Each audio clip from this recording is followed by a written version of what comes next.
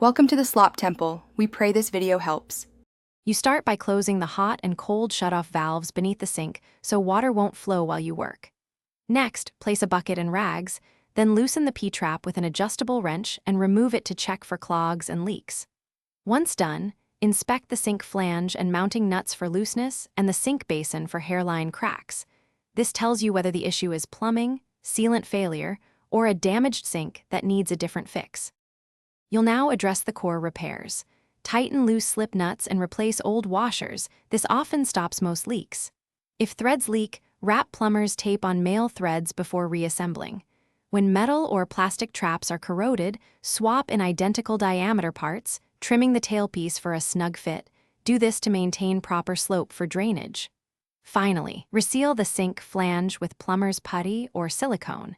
You finish by slowly opening the shutoff valves and watching every joint and seam for steady drips.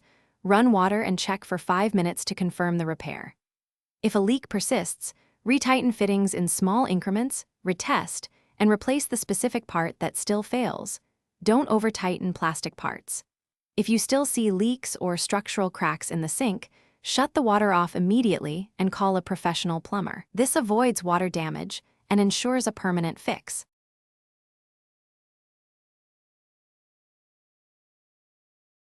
Thanks for watching. Consider subscribing if we helped you.